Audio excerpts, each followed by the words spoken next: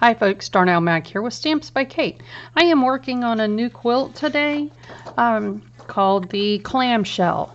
And this is the 4-inch clamshell. This is a 5 by 5 inch block with the acrylic stamp on top of it. And yeah, I've been stamping the heck out of it. I've got a thick stamp of the prints.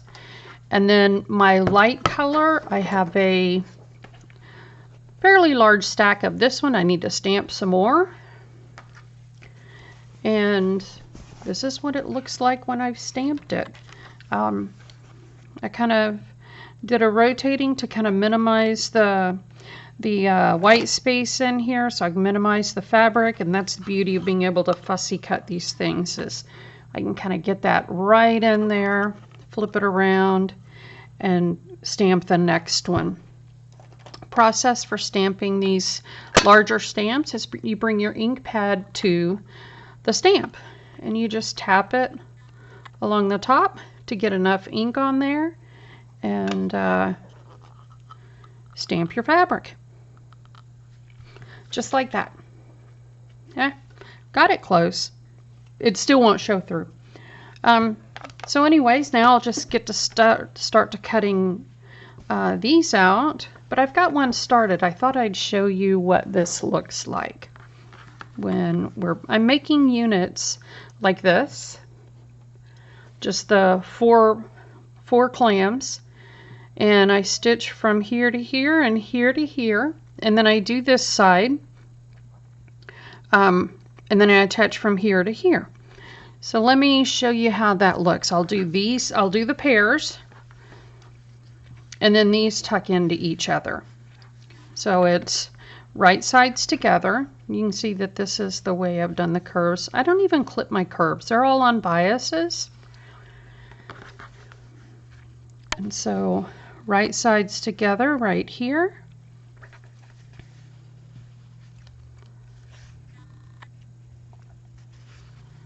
Now I go to the end point right here.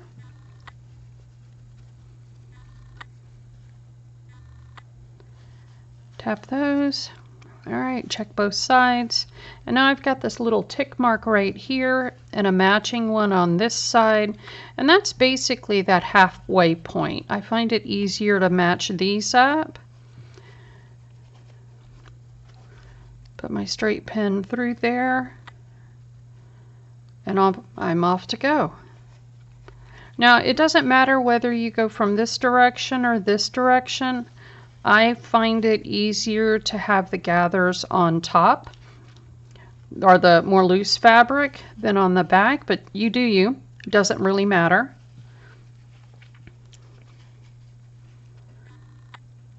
So I take my first stitch, and recall this is where you do the back stitch, back stitch. That's my first stitch. My first back stitch. Give it a little tug, make sure it's nice and tight. Now I just kind of make this a little cross there, not much, but just to make sure that it's tight, and give it a little tug to make sure it's in there.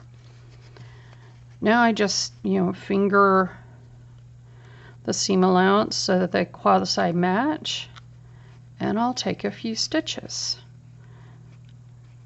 I don't pull it through until I check the back. Notice how everything is on the line right there. You can see the shinies of the needle through that, shining through. And then on this side. So I get about a needle's worth on my, gathered it up, smooth it out a bit, and then I take a little back stitch, just one, to overlap that a bit so that kind of creates a little overstitch right there. And now I'm going to stop before that pin. Not that that's important in the curve piecing, but for me it's just a muscle memory thing from doing hexagons. Now I'll do a little back stitch right there. And then smooth this out a bit. Match up the stitches. Sometimes I'll put another pin in here just to anchor that fabric down.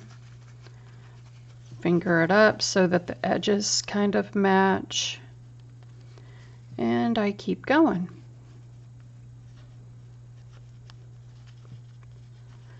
Now when I get to that pin, turn it to the other side, make sure it matches up, and pull it through. Try not to gather that fabric.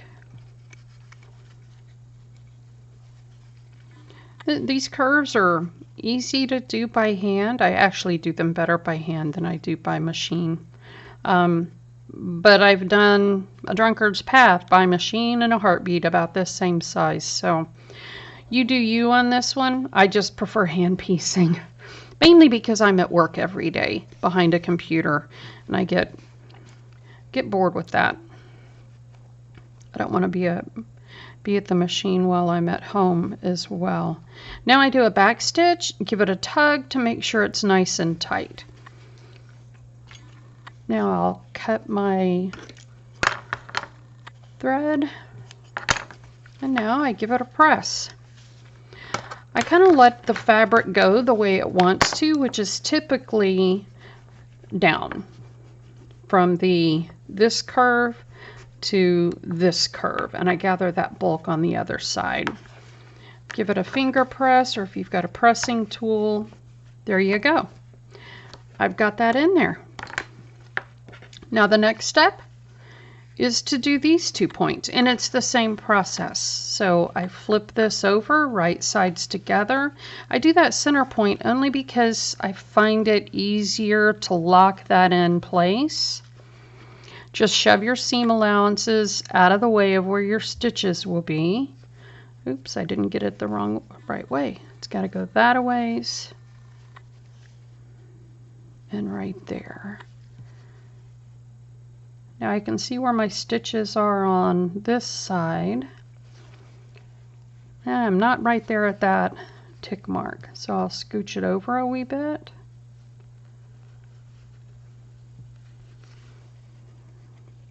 All right, I think I'm good there.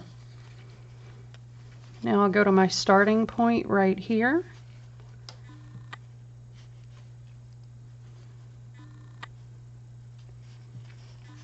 And then I'll find that center point along the way. There's my tick mark here and my tick mark there.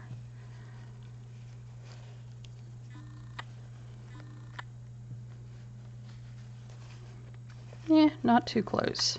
A little more. All right, there you go. You can see I'm at the tick mark here and on this side. And now I just start stitching again. Let's pull that out. Okay, so I've got it the right layout. I have done these wrong, so I always kind of lay it out and pull it apart so that I can see that if I stitch from here to here, I'm good. Then I'll go up to this one. And that's all there is to it. I'm gonna go offline and stitch from here to here. When I get here, I'll do another part of this video to finish off this stitch line to complete it. See you in a few minutes. Okay folks, I'm back now with the second installment. I've stitched from this point over to here, and now I'm approaching this intersection where the two pieces come together right here. And so that's the effect that I'm looking for. And you can see I've got my straight pin on this side, on the inside of my stitches, so that I'm not in the seam allowance, and I'm not quite on that point, but I'm not going to be too fussed about it because it's all in how you get that next level of curve there. Where'd my needle go? Sorry about that. All right, here we go.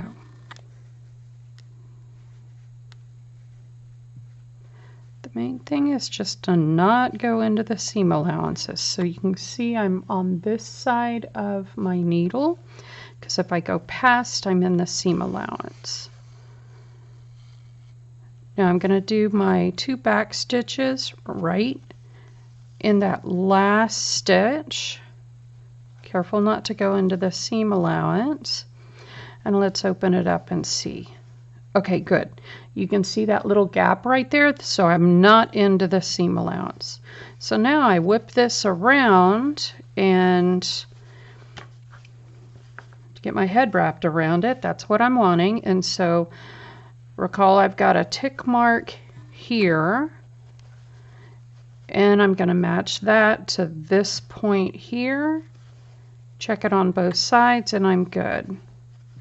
Now I'm going to find that center tick mark, that halfway point, and put another straight pin. All right, and it's right there on that one. You can see it there and over here. Okay, now, excuse me. Allergies in Central Texas are a bit rough today. All right, right sides together, and I want to get those seams kind of nested. So this is the bottom of those 2 points of the arc right here.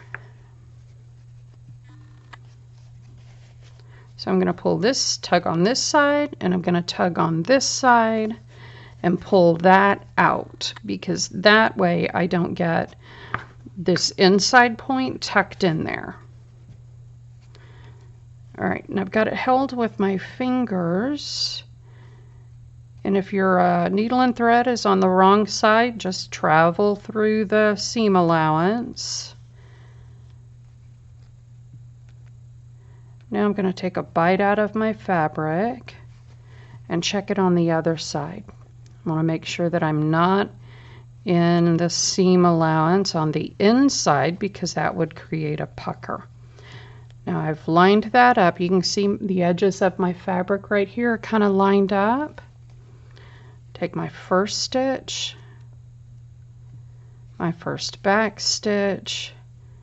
I'm going to go at a wee bit of an angle and do my next back stitch. So if I tug on it, it's really tight. And you want that because that's going to give you this straight line through here.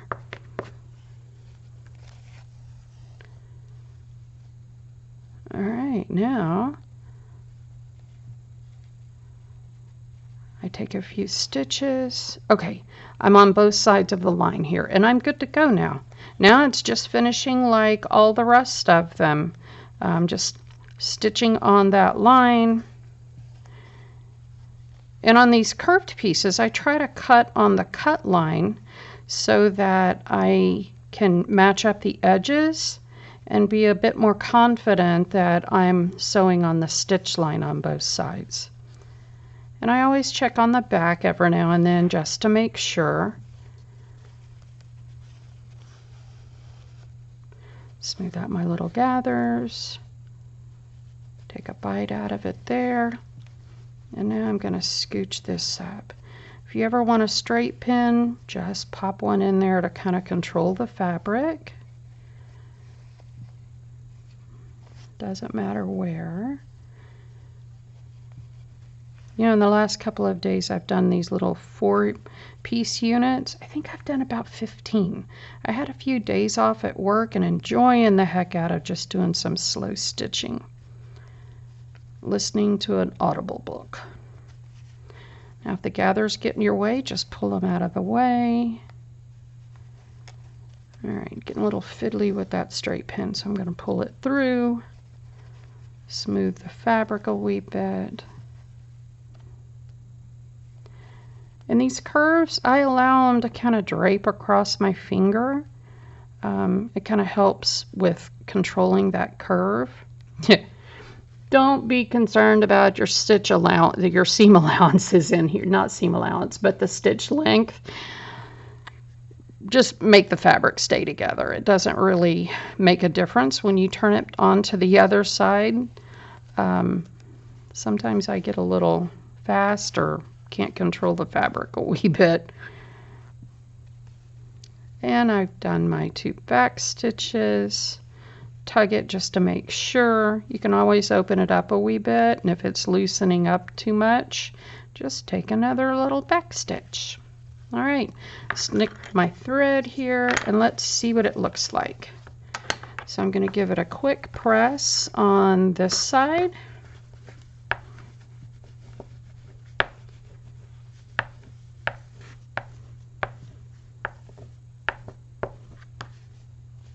Ta-da! Now press that at the ironing board and we're off to the races. That looks pretty good. Here's what it looks like from this side. Don't hesitate to work on this one. It's a lot of fun with the curves. I've done it in the smaller size and this one's the 4-inch. It's a lot of fun. Folks, have a great day. Happy stitching. This is Darnell Mack with Stamps by Kate. Have a great day.